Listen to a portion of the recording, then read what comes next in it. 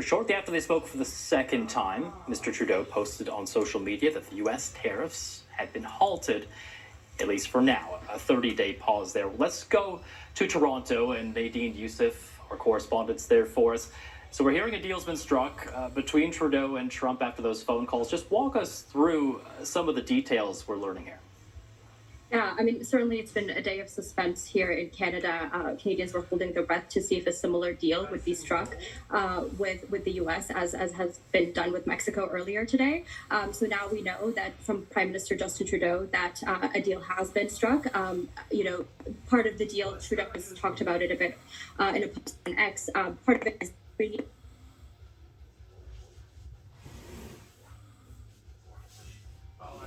also said it would send 10,000 additional personnel to the border, so similar to what Mexico has promised. Canada also promised to appoint a fentanyl czar. It will enlist cartels as terrorist organizations and launch a joint Canada-U.S. strike force to go after organized crime.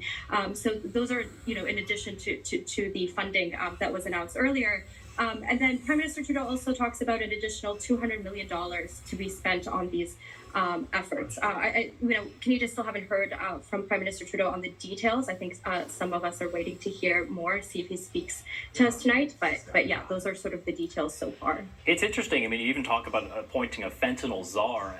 A very small proportion, reportedly, of fentanyl actually enters the U.S. across the Canadian border. I mean, what should we make of some of these new provisions that seem to almost address problems that hardly exist?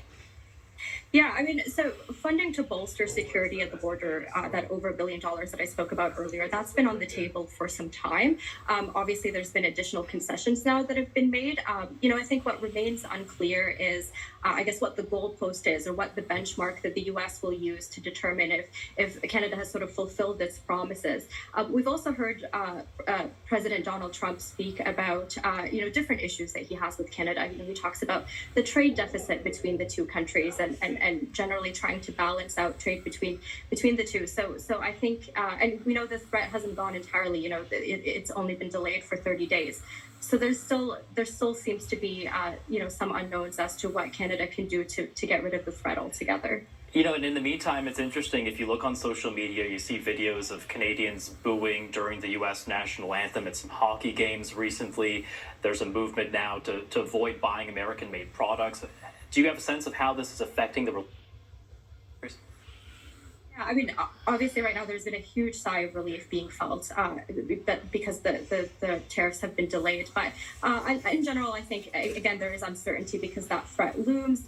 And there's been a lot of unease. 3/4 of Canadian exports go to the U.S. America is, by and large, Canada's largest customer. And so there's a lot of jobs on the line. And so people are still afraid. And I think there's a sense of hurt as well. Canada and the U.S. have had strong relations for decades, right. Not just trade relations, but, people ties as well. So, I think that there's a hope that a deal could be worked out.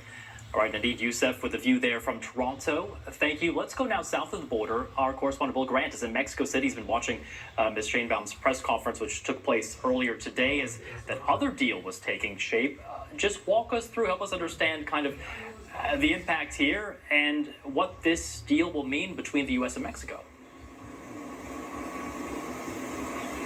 Well, I mean, this was really shaping up, wasn't it, to become the biggest trade dispute between these three partners of North America since they came up with the North American Free Trade Agreement in 1994.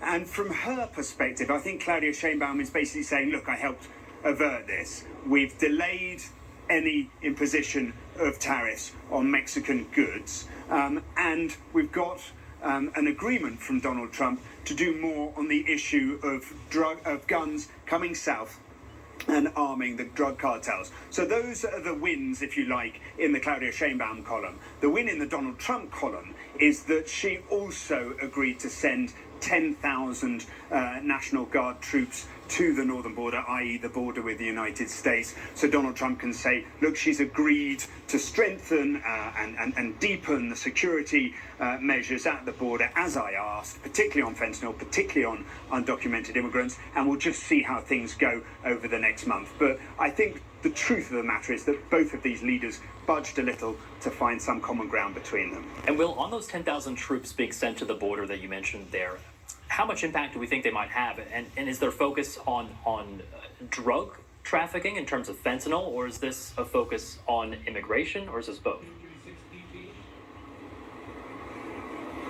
I mean, there are thousands of troops and National Guard deployed on both of those issues, the war on drugs and the fight against the cartels in Mexico, and dealing with the issue of undocumented immigration in Mexico. So the sort of movement of putting them towards the border, at least temporarily, doesn't necessarily make that much difference, on the day-to-day operations. What it does do, I think, is a show of force. They can obviously strengthen the focus on fentanyl, which is such a powerful drug, so small, so easy for cartels to get over the border, so difficult to detect by the authorities. It is a real problem. The vast majority of fentanyl that comes into the US causes those drug overdose deaths among America's youth does come from Mexico, with precursor chemicals coming in from China. So Donald Trump has a point in that regard, and I think this step is going to be welcomed by both sides as a sort of